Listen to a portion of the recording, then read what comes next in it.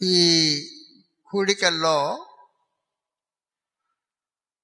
పరిశుద్ధాత్మ హెబ్రీలకు ఇచ్చిన సందేశాన్ని ఆలోచించారని ఉద్దేశిస్తున్నా. హెబ్రీలకు పరిశుద్ధాత్మ ఇచ్చిన సందేశం.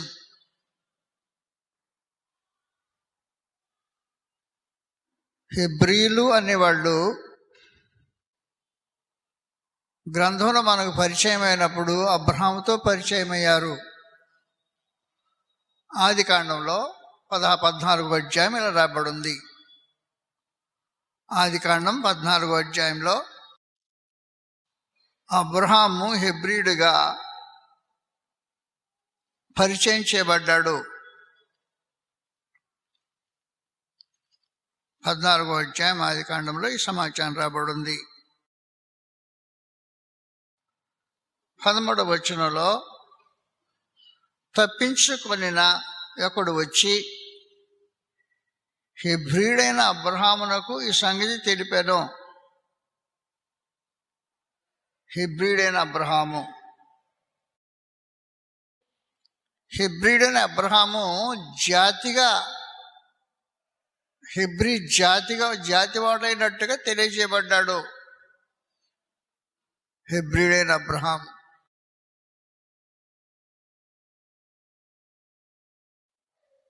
సందేశం పరిశుద్ధాత్మది.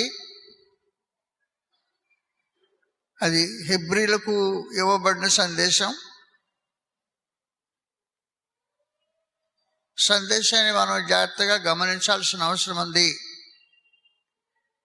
హెబ్రీలు జాతిని బట్టి హెబ్రీలు చాలా ప్రత్యేకమైన మనుషులు. దేవుని చేత ఎన్నిక చేయబడిన వారు, దేవుని సంకల్పంలో నిలిచిన వారు, లోకంలో దేవుని కొరకు ప్రత్యేకించబడి జీవితాన్ని కొనసాగించిన వారుగా కనిపిస్తుంటారు. రెండో మారు హెబ్రీడ్ అనే మాట ఉపయోగించబడింది ఆది కాండంలో 39వ అధ్యాయంలో ఇలా రాబడింది. అప్పుడు ఆమె 39వ అధ్యాయం 17వ వచనంలో అప్పుడు ఆమె తన భర్తతో ఈ మాట చొప్పున చెప్పాను, నీవు మన యొద్దకు తెచ్చిన ఆ హెబ్రీయుడు నన్ను ఎగతాళి చేయుటకు నా యొద్దకు వచ్చాను.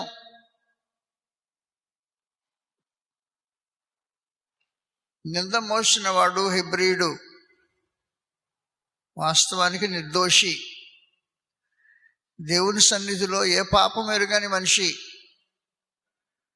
పాపం చేత ప్రేరేపించబడుతూ శోధించబడుతూ దినచర్యగా శోధింపబడుతున్న సమయంలో సైతం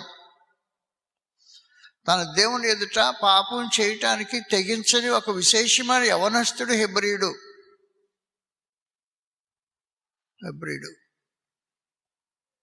ఈ హెబ్రీయుడు అని నేరస్థాపన చేస్తుంది అమ్మ. నీవు మన యొద్దకు తెచ్చిన ఈ హెబ్రీయుడు నన్ను ఎగతాళి చేయుటకు నా యొద్దకు వచ్చాను.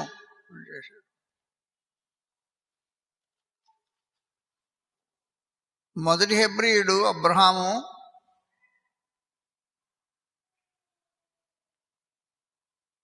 మెల్కీసెదెకు చేత ఆశీర్వదింపబడినవాడు.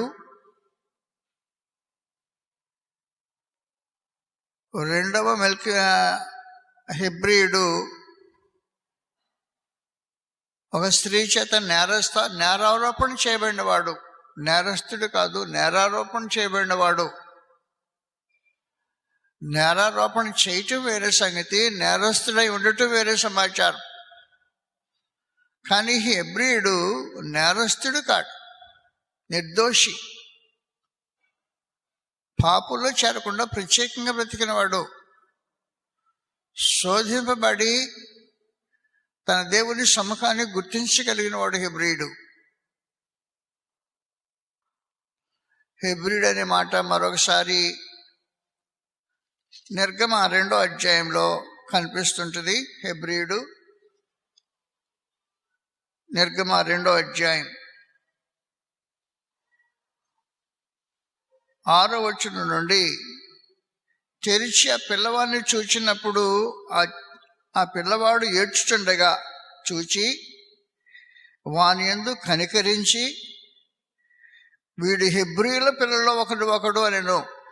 హెబ్రీయుల పిల్లల్లో ఒకడను. హెబ్రీయుడు, ఈ హెబ్రీయుడు అద్భుతమైన హెబ్రీయుడు. పరమదేవుని పక్షంగా త్యాగపూరితమైన జీవితం జీవించిన ఒక మహనీయుడు హెబ్రీయుడు. మామూలుగా చెప్పడానికి వీలుండదు. వాస్తవానికి హెబ్రీయుడు. హెబ్రీ 11వ అధ్యాయంలో ఈ హెబ్రీని గురించి గ్రంథం ఇలా తెలియజేస్తుంది. హెబ్రీ 11వ అధ్యాయం 24వ వచనంలో హెబ్రీయుడు ఆత్మ సంబంధి, ఆత్మ సంబంధమైన సంగతులతో సరిచూచి ఆలోచించేసే ఒక విశేషమైన వ్యక్తి. 24వ వచనం మనందరికీ తెలిసినట్టుగా ఈ హెబ్రీయుడు మోషే. పెద్దవాడైనప్పుడు విశ్వాసమును బట్టి ఐగుప్తు ధనము కంటే క్రీస్తు విషయమైన ఎంత గొప్ప భాగ్యమని ఎంచుకొని, హెబ్రీ రక్తంలో ఇలాంటి ఒక విశేషమైన సంగతి ఉందో ఏమో నాకు నిజంగా తెలియటం లేదు.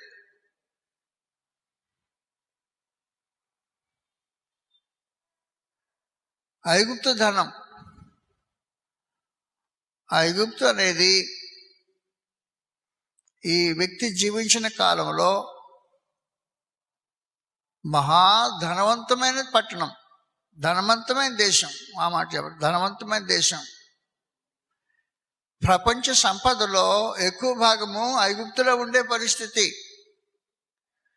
ఐగుప్తు దేశంలో ఉండే ధనవంతుడి కంటే ఏం కోరుతున్నాడు హెబ్రీయుడు? క్రీస్తు విషయమే నింద. ఏది గొప్ప? ఒక శరీర సంబంధికి ఏది గొప్పగా కనిపిస్తుంటుందంటే డబ్బుకు గొప్పగా కనిపిస్తుంటుంది.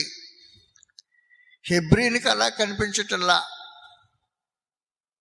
అతనికి ఎలా కనిపిస్తుందంటే క్రీస్తు విషయమైన నింద గొప్ప భాగ్యంగా కనిపిస్తూ ఉంది.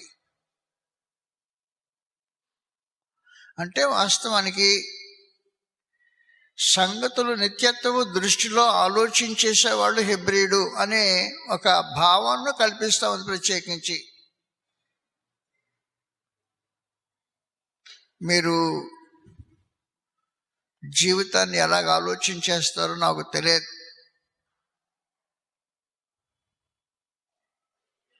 మీరు నా ఎదుట ఇప్పుడు కూర్చున్నట్టుగా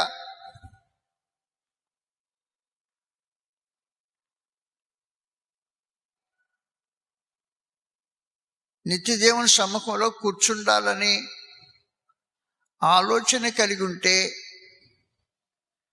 జీవించే విధానము, తలంచే విధానాలు మారిపోతాయి. అంటే దేవుడు ఎంతకాలం జీవిస్తాడో నరుడు అంతకాలం జీవిస్తాడో. దేవుడు తన స్వరూపంలో పోలిక చొప్పున నరుని చేసినప్పుడు నరుడు దేవుడు జీవించేంత కాలము నరుడు జీవించేటట్టుగా నిర్మాణం చేశాడు. చావులేని నరుడు అన్నాడు దేవుడు.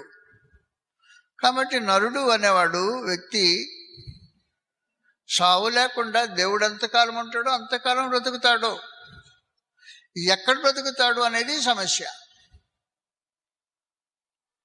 ఎక్కడ బ్రతుకుతాడు అనేది ఆలోచన చేయడానికి ఇలాంటి పరిస్థితులు ఏర్పాటు చేయబడుతుంటాయి. నువ్వు ఎక్కడ ఉండబోతావు? దేవుడు ఎంతకాలం ఉంటాడు అంతకాలం ఎక్కడ ఉండబోతావు? దేవుడు ఉండే స్థలంలోనే ఉండబోతావా, లేకపోతే ఆయన లేని స్థలంలో ఉండబోతావా? ఆయన లేని స్థలంలో ఉండటం అయితే మనం నడిచే మార్గం అంతా రైటే. ఆయన ఉండే స్థలమే అయితే మనలో ఎక్కువ మంది నడిచే మార్గం సరైనది కాదు. అందువల్ల వాస్తవానికి నీకు తెలియాల్సిన సమాచారం ఏమంటే దేవుడు ఎంతకాలం బ్రతుకుతాడో నువ్వు అంతకాలం బ్రతుకుతావు. రాత్రి 9:22 నాకు ఒక మెసేజ్ వచ్చింది, ప్లేన్ టేక్ ఆఫ్ అయింది అన్నాడు. ప్లేన్ టేక్ ఆఫ్ అయిందంటే విమానం కదిలింది, లేచింది ఆకాశంలోనికి. ప్రార్థన చేయండి అని ఒక రిక్వెస్ట్ వచ్చింది.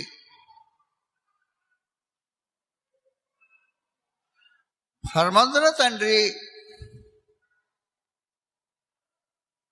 ఒకవేళ భూమి మీద జీవితం కొనసాగించడానికి అవకాశం లేకపోతే నా బిడ్డ యుగయుగాలు నీ సముఖంలో ఉండేటట్టు కృప అనుగ్రహించండి అన్న.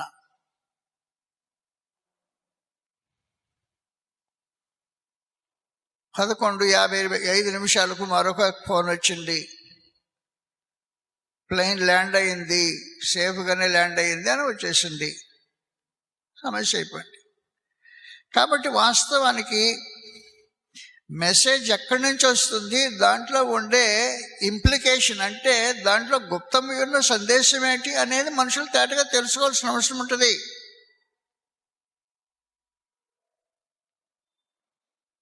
కాబట్టి పరలోకమందున్న దేవుడు తన సందేశాన్ని పంపించినప్పుడు మానవ జాతికి ఉద్దేశించి ఆయన పంపించే సమాచారం ఒకటే ఉద్దేశించబడి ఉంది. నాయనా, నేను ఎంతకాలం బ్రతుకుతానో నువ్వు అంతకాలం బ్రతుకుతావురా,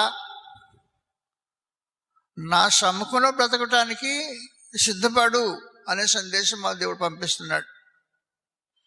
నా సమ్ముఖంలో ఉండడానికి సిద్ధపడు. నువ్వు ఉంటావు, ఉండవని కాదు, నీకు నిర్మాణం అలాంటిది. యుగ యుగాలు జీవించే నిర్మాణంలో ఉన్నావు నీవు. అందువలన చావు నీకు అంతం కాదు. యుగ యుగాలు ఉండబోయే నీవు నా సముఖంలో బ్రతకటానికి నీకు అవకాశం కల్పిస్తున్నా అనేది దేవుని మెసేజ్ ఎప్పుడు వచ్చినా. అందువల్ల హెబ్రీలకు వచ్చిన మెసేజ్లో అంతకుముందు ఈ జీవితాన్ని కొనసాగించి ముగించిన హెబ్రీయుడు ఏం చేస్తున్నాడంటే, నేను యుగయుగాలు బ్రతికేవాడిని, ఐగుప్తు ధనం వలన ఏమీ మేలు జరగదు, క్రీస్తు విషయమే నేను ఎంత, అది గొప్ప భాగ్యం. దేవుని సమ్ముఖంలో మనుషుని నిలబెట్టే ఒక విశేషమైన కార్యక్రమం అది.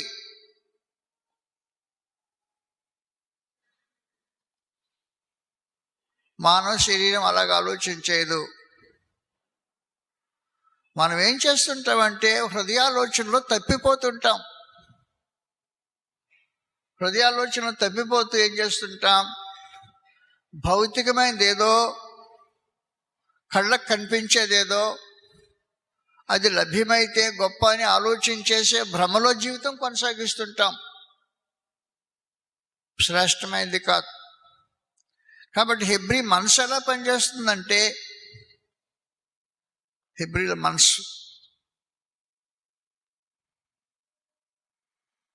మొదటి హెబ్రీడు అబ్రహాం. అతని మనసులో విశేషమైన సంగతి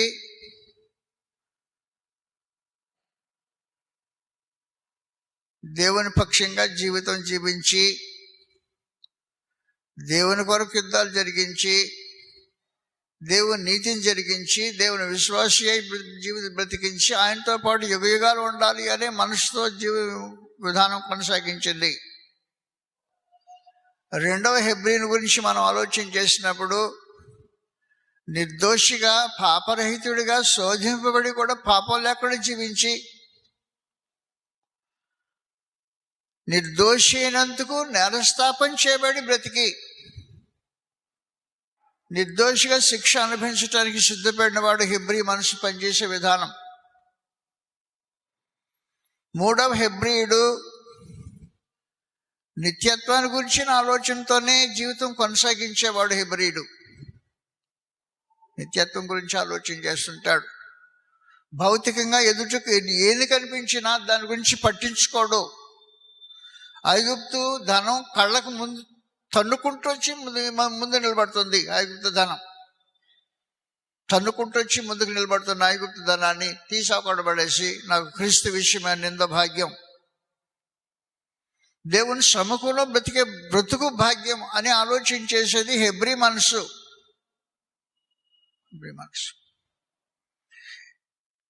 కాల విలువని కనిపెట్టేది హెబ్రీ మనసు. నిత్యత్వపు విలువను తెలిసిన మనసు హెబ్రీ మనసు.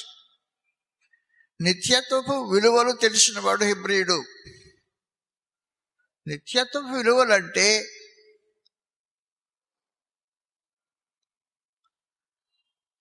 ఈ విశేషమైన సంగతి, నిత్యత్వంలో ఏది విలువైనది, దీని విలువ ఎంత నిత్యత్వంలో అని ఆలోచించేసేది హెబ్రీ మనసు.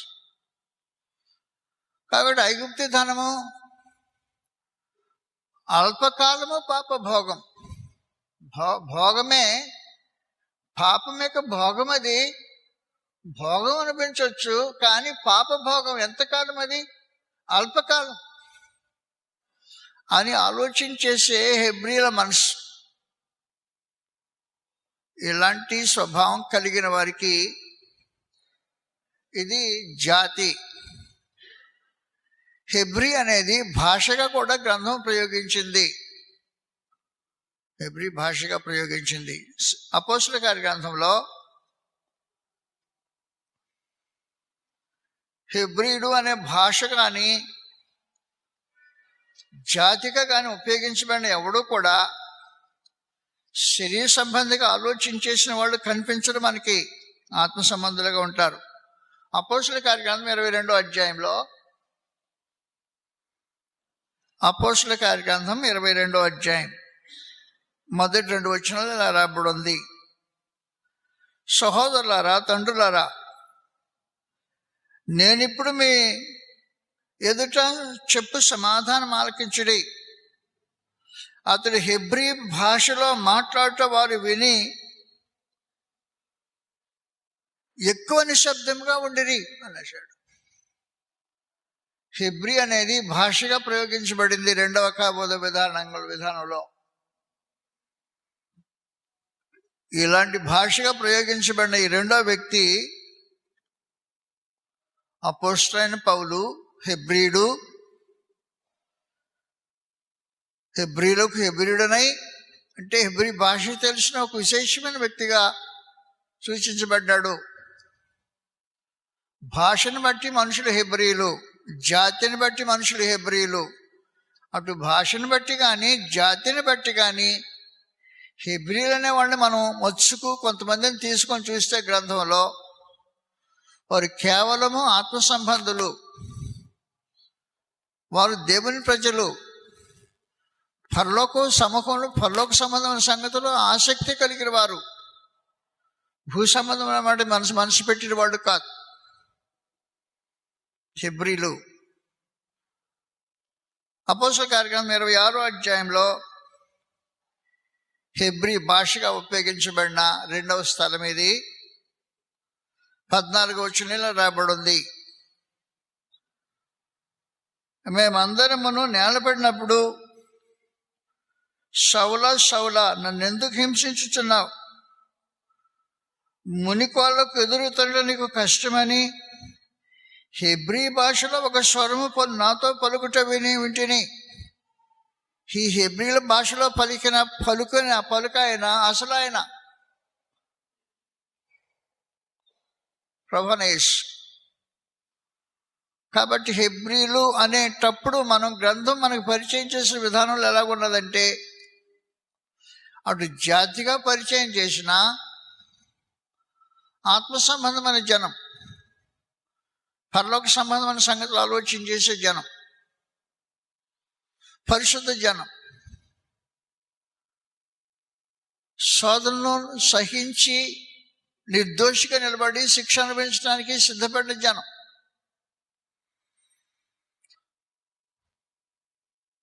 ఐశ్వర్యంలో మునిగి తేలుతూ దాన్ని పట్టించుకోకుండా లెక్క చేయకుండా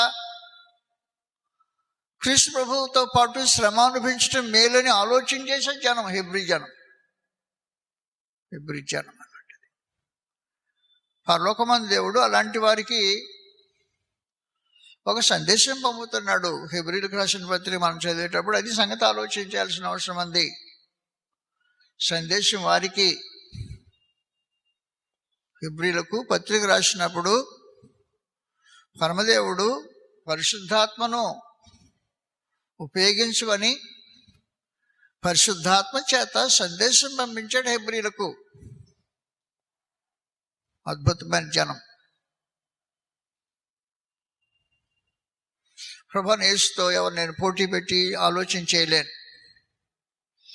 క్రొత్త నిబంధన సువార్తికులలో అపోస్తలుడైన పౌలును ప్రక్కనే పెట్టి ఎవరిని పోటీ పెట్టి ఆలోచన చేయలేం.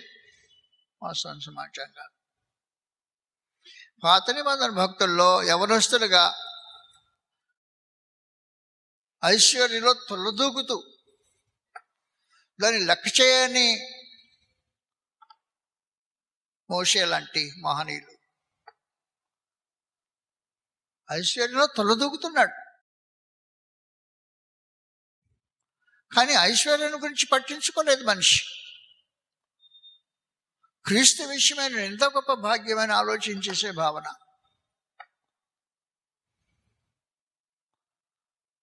భోగము, జీవితంలో భోగం అనుభవించటం, కానీ అల్పకాలం, అది పాప భోగం. దేవుని ప్రజలతో శ్రమ అనుభవించటమే మేలు అనుకుని ఆలోచించేసేవాడు. ఫరో కుమార్తె కుమారుడు అంటే వాస్తవానికి అన్న దినాల్లో గౌరవం ఎక్కువ, గణన ఎక్కువ. ఇశ్రాయేలు అనిపించుకునే దానికంటే ఫరో కుమార్తె కుమారుడు అంటడం గొప్ప కాదు అనే భావన, వాస్తవ విలువలు తెలిసిన వారు హెబ్రీలు. హెబ్రీ వారి మనసు, హెబ్రీల యొక్క మనసు అలాగుంటుంది. నీకు వాస్తవాలు తెలిసినో లేదో నాకు తెలియదు. ఎక్కువ మంది లోకంలో ఎవలాంటి వారు ఉంటారంటే హృదయాలోచనలో తప్పిపోయే వాళ్ళు ఉంటారు. హృదయాలోచనలో తప్పిపోవటం అంటే అది ప్రత్యేకించి మనం మాట్లాడుకోబోతాం. అలాంటి వారు కాకుండా వాస్తవాన్ని వాస్తవాలుగా గుర్తించగలిగిన జనాంగానికి, అలాంటి రక్తానికి సంబంధించిన పంచుకున్న వారితో పరమానంద దేవుడు తన సందేశాన్ని పంచుకోవాలని ఆలోచన చేసి పరిశుద్ధాత్మ చేత హెబ్రీలకు పత్రిక పంపించాడు. ఈ హెబ్రీలకు రాసిన పత్రికలో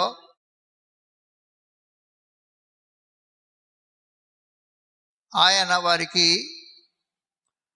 10 నెగటివ్ ఆజ్ఞలు, అంటే వ్యతిరేకమైన ఆజ్ఞలు 10, ప్రత్యేకించి 10 ఆజ్ఞలు ఉన్నాయి హెబ్రీ పత్రికలో. హెబ్రీ పత్రికలో 10 ఆజ్ఞలు ఉన్నాయి. ఇది దేవుని ధర్మశాస్త్ర సంబంధమైన ఆజ్ఞలు కావు. హెబ్రీ గ్రంథంలో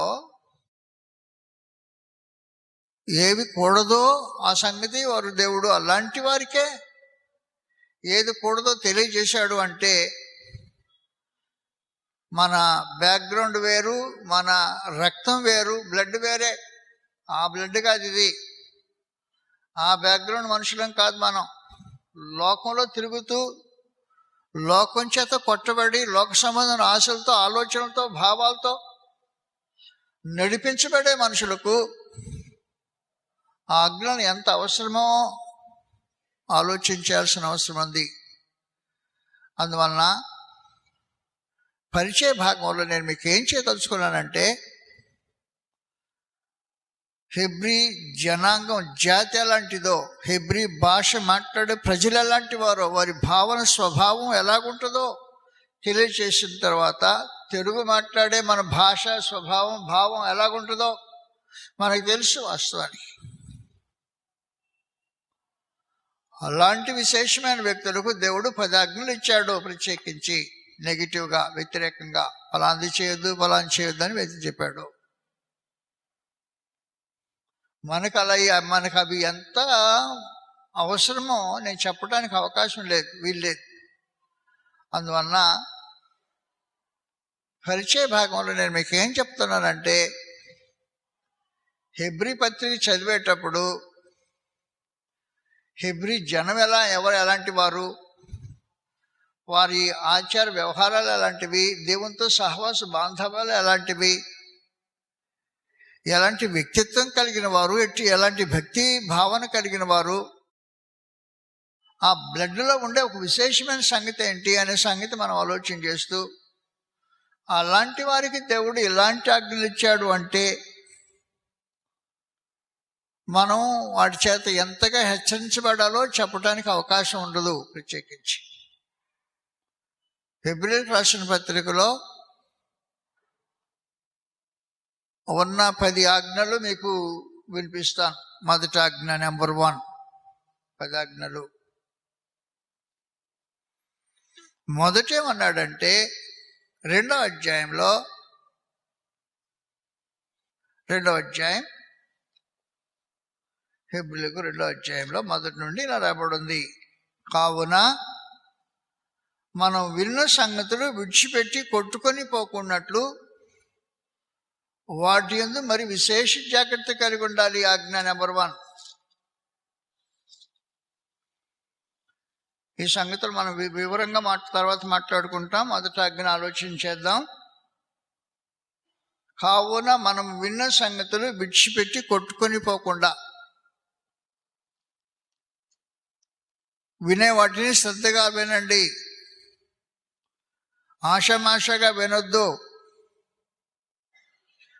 పట్టినట్టుగా ఆలోచించేది అనాలోచనగా దేవుని సముఖంలో కూర్చుండవద్దు. కావున మనం విన్న సంగతులు విడిచిపెట్టి కొట్టుకొని పోకున్నట్లు వాటి యందు మరి విశేష జాగ్రత్త కలిగి ఉండాలి. ఆజ్ఞ.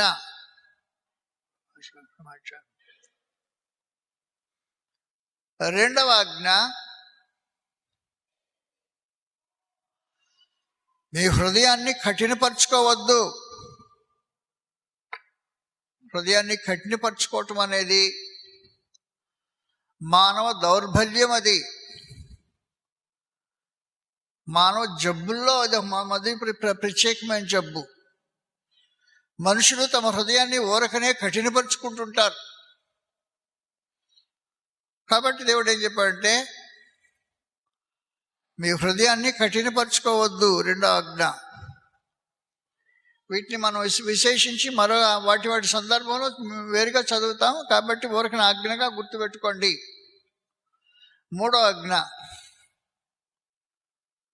మీ హృదయాలోచనలో తప్పిపోవద్దు.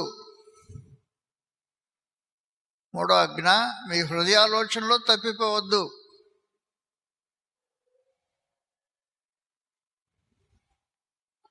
హృదయము ఆలోచనల చేత మనుషుల్ని తప్పుదారిలో పట్టిస్తుంటది. ఒకని సొంత హృదయమే వారి నాశనానికి కారణమవుతుంటది. అందువలన హృదయాలోచనలో తప్పిపోవద్దు అని గట్టిగా వారిని గీయటం జరిగింది. 4వ ఆజ్ఞ, దేవుని విడిచిపోవునట్టి విశ్వాసులని దుష్ట హృదయం మీలో ఎవరి దగ్గర ఉండకూడదు. జీవము గల దేవుని విడిచిపోవునట్టి విశ్వాసం లేని దుష్ట హృదయము ఒకళ్ళ మీలో ఉంటుందేమో, జాగ్రత్త. అలాగుంటే విశ్వాసం లేని దుష్ట హృదయం ఉంటే దేవుడు విడిచిపోయేటట్టుగా మనుషులు చేస్తుంది. దేవుని విడిచిపోయే మానవ హృదయం దేవుని సముఖంలో యుగయుగాలు బ్రతికేటట్టుగా చేయదు. ప్రత్యేకించి 5వ ఆజ్ఞ, వారు అరణ్యములో రాలిపోయినట్లు మీరు రాలిపోవద్దు అనేసాడు. ఇశ్రాయేలును గురించి మాట్లాడి 40 సంవత్సరాలు పరలోకమందిన దేవుడు వారి మధ్య ఆయన కార్యములు జరిగించాడు. దేవుడు తన శక్తిని ప్రదర్శించాడు, తన కనికరాన్ని చూపించాడు, తన ప్రేమను ప్రదర్శించాడు, తమ కాపుదలను అనుభవించారు. ఇవన్నీ అనుభవించిన తర్వాత ఏం జరిగిందంటే అనేక మంది అరణ్యంలో రాలిపోయారు. అందువల్ల ఈ రోజున ఎవడైనా క్రైస్తవుడు రాలిపోయాడు అంటే దేవుని సముఖంలో ఉండకుండా రాలిపోయే దుస్థితి కలుగుతుంది. అందువలన ఏం చెప్పాడంటే వారు అరణ్యంలో రాలిపోయినట్టు మీరు రాలిపోకుండా జాగ్రత్తగా ఉండండి.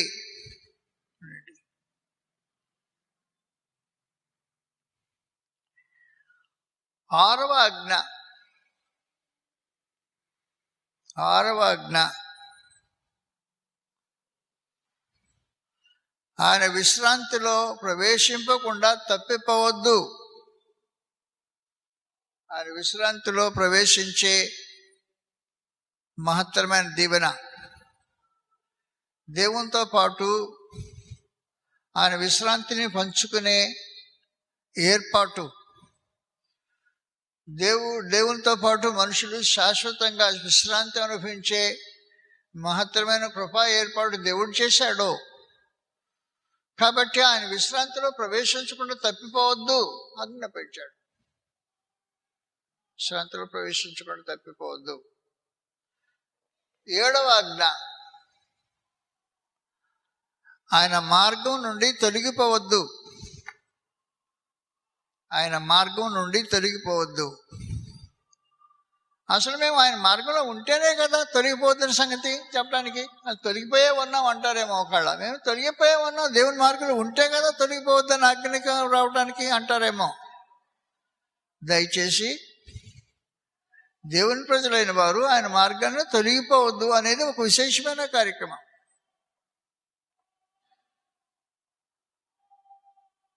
నాకు ఇటీవల నా హృదయాన్ని కలిసివేసిన ఒక వార్త మద్రాసు నుంచి విన్నా.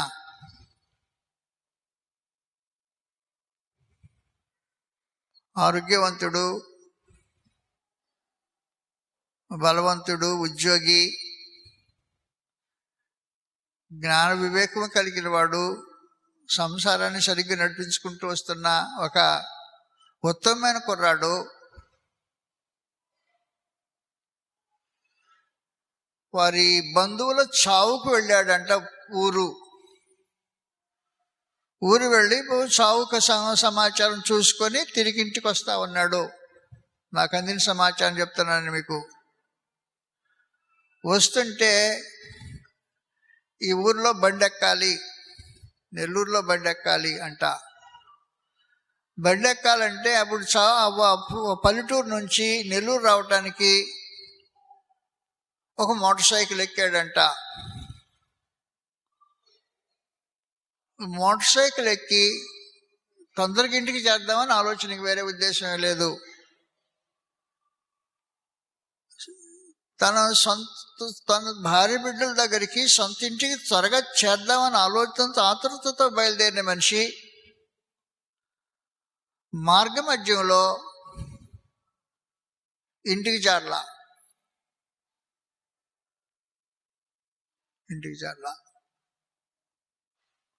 అలాంటి పరిస్థితి మనలో ఎవరికైనా తటస్థించితే దేవుని సముఖంలో ఉండేదానికి అవకాశం ఉంటుందా? దేవుని సముఖం విశ్రాంతిలో ప్రవేశించేదానికి అవకాశం ఉంటుందా? మన మార్గాలు వేరై, దేవుని మార్గం వేరు, మన మార్గాలు వేరైనప్పుడు మధ్యంతరంలో పోతే ఏం జరగబోతుంది?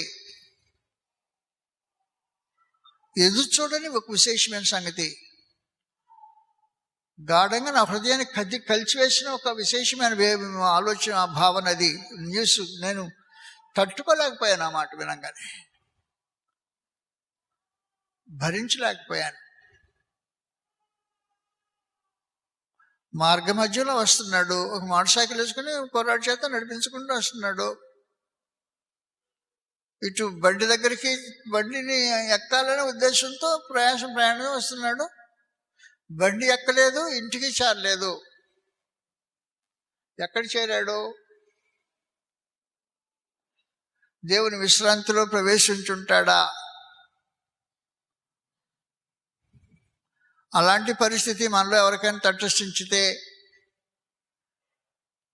విశ్రాంతిలో ప్రవేశించని నేరం, దేవుడు ఎంతకాలం బ్రతుకుతాడో అంతకాలం బ్రతికే అలాంటి వ్యక్తులు మనలో ప్రతివాడు. అందువలన నేను విశ్రాంతిలో నీ విశ్రాంతి ఏర్పాటు చేశాను ఆయన, ప్రవేశించండి అని దేవుడు కోరుతుంటే మార్గం విషయంలో తప్పిపోయి సొంత మార్గాలు ఏర్పాటు చేసుకుని దేవుని మార్గంలో లేకుండా తన మార్గంలో పట్టుబడ్డావు అనుకో. పట్టుబడ్డావంటే ఎంతకాలం బ్రతుకుతావు? భూమి మీద 70-80 సంవత్సరాలు బ్రతుకుతావు, లేకపోతే ఇంకా 90 సంవత్సరాలు 100 సంవత్సరాలు బ్రతుకుతావు అనుకో. కానీ నువ్వు దేవుడు ఎంతకాలం ఉంటాడు అంతకాలం బ్రతికే కాలం కదా. అందువలన గ్రంథం చెప్పేది ఏమంటే ఆయన విశ్రాంతిలో ప్రవేశించుకుంటూ తప్పిపోతామేమో జాగ్రత్త అనేశాడు. 9వ ఆజ్ఞ, 8వ ఆజ్ఞ, బుద్ధిపూర్వకంగా పాపం చేయవద్దు. బుద్ధిపూర్వకంగా పాపం చేయవద్దు అంటే సాహసించి పాపం చేయవద్దు. తెలియక ఏదో జరిగితే వేరే కార్యక్రమం సంగతి, కానీ తెలిసి బుద్ధిపూర్వకంగా పాపం చేయవద్దు అనేది 8వ ఆజ్ఞ. 9వ ఆజ్ఞ,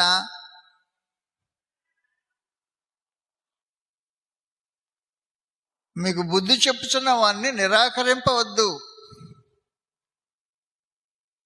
మీకు బుద్ధి చెప్పుచున్న వాడిని నిరాకరించవద్దు. బుద్ధి చెప్పేవాడిని నిరాకరించవద్దు.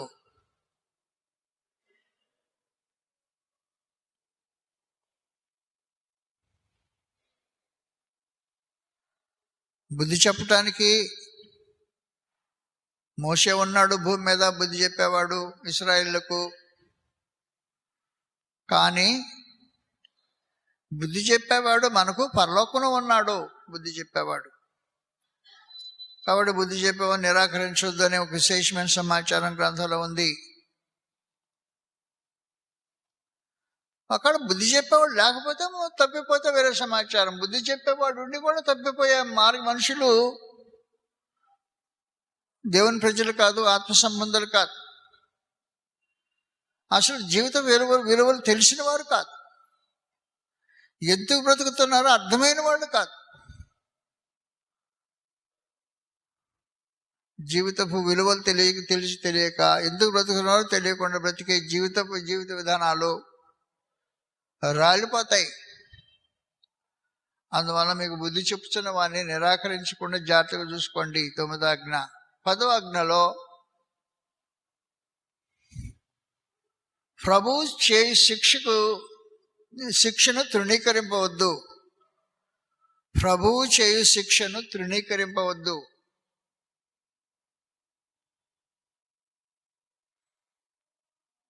పరలోకమందున్న దేవుడు హెబ్రీలకు ఇచ్చే సందేశంలో ఇలాంటి ఆజ్ఞలు ఉన్నాయి. ఆ మనుషులు అసలే నీతిగల నిష్ట కలిగిన మనుషులు.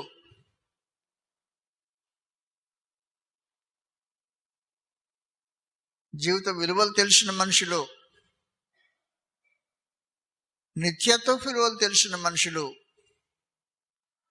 పరిశుద్ధతను ప్రేమించిన మనుషులు. అలాంటి వారికి ఎలాంటి ఆజ్ఞలు ఇచ్చారంటే మనం నిజంగా ఏం పాటిస్తున్నామో. వాస్తవానికి ఇది 10 ఆజ్ఞలు ధర్మశాస్త్రంలోని 10 ఆజ్ఞలు కాదు. నరహత్య చేయవద్దు, దొంగిలవద్దు, అబద్ధ సాక్ష్యం పలకవద్దు అనే మాటలు కాదు ఇవి. ఇవి జీవిత విలువలకు సంబంధించిన విశేషమైన కార్యక్రమాలు. హెబ్రీలకు పరమందున్న దేవుడు పంపే ఒక విశేషమైన సంగతిలో మనం గ్రంథంలోనికి వెళ్ళేటప్పుడు ఈ సంగతిని ఆలోచించాల్సిన అవసరం ఉంది. హెబ్రీలకు పరిశుద్ధాత్మ రాసిన సందేశం ఇది. వాస్తవంగా ఏం జరుగుద్దంటే బైబిల్లో మనం ఏ పత్రిక దగ్గరకు వచ్చినా పత్రిక విధానం ఎలాగుంటుందంటే ఇక్కడ నుండి ఒక ఆయన టెలిఫోన్లో మాట్లాడుతున్నాడు. ఆ మాట్లాడే ప్రక్కన మన దగ్గర ఉన్నాం. దగ్గరుండి ఆయన ప్రక్కన ఉన్నప్పుడు మనకేం తెలుస్తుందంటే అక్కడ సంగతులు సంపూర్ణంగా తెలియవు. ఇక్కడ ఈయన మాట్లాడే దాన్ని బట్టి అక్కడ సందేశం ఏంటో అర్థమవుతుంది కొంతవరకు. కాబట్టి ఏం మాట్లాడుతున్నాడు ఈ వ్యక్తి, ఏం మాట్లాడుతున్నాడు అక్కడి నుంచి మనం ఆ మనిషి ఏం మాట్లాడుతున్నాడో తెలియకుండా ఈయన ఇచ్చే జవాబును బట్టి ఆ ఎదుటి వ్యక్తి ఏం మాట్లాడుతున్నాం తెలుసుకోగలిగినట్టుగా పత్రిక రచనలు ఉంటాయి.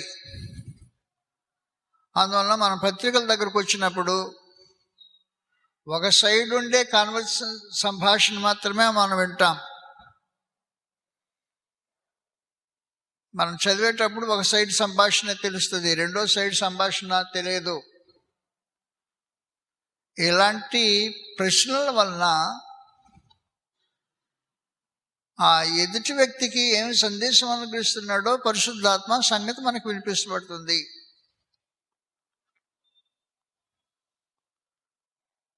మనం విన్న సంగతులు కొట్టుకొని పోకూడదు. హృదయాన్ని కఠినపరచుకోవద్దు, హృదయాలోచనలో తప్పిపోవద్దు. దేవుని విడిచిపోయే దుష్ట హృదయం కలిగి ఉండొద్దు. వారు రాలిపోయినట్టు మీరు రాలిపోవద్దు. విశ్రాంతిలో ప్రవేశించకుండా తప్పిపోవద్దు. మార్గంలో నుంచి తొలగిపోవద్దు. బుద్ధిపూర్వకంగా పాపం చేయవద్దు.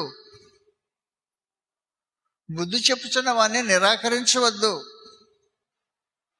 ప్రభువు చేయి శిక్షను తృణీకరించవద్దు అని పరిశుద్ధాత్మ హెబ్రీలకు పత్రికలో సందేశం ఇస్తా ఉన్నట్టు ప్రత్యేకించి. కనుక మన పత్రికలు లోనికి ముందు బయట మనకి ఇవ్వబడిన సందేశాన్ని ఆలోచన చేసి ఇది ఎంత ప్రధానమైనదో దాన్ని మనం ఆలోచించాల్సిన అవసరం ఉంది. ప్రధానమైన సంగతులు ఆలోచించబోతున్నాం. లోతుకెళ్ళి లోపల ఇంకా ఏ సందేశము సమాచారం పరిశుద్ధాత్మ మనకు తెలియజేయడానికి ఉద్దేశించాడో అవి మన జీవితాలకు ఎలాగ వర్తింపజేస్తాయో ప్రత్యేకించి చూడబోతున్నాం ప్రత్యేక ఈ మీటింగుల్లో. అందువల్ల ఈ పరిచయ మాటలతో నేను మిమ్మల్ని ఇక్కడ బ్రేక్ ఇచ్చి వదిలిపెట్టేస్తున్నా.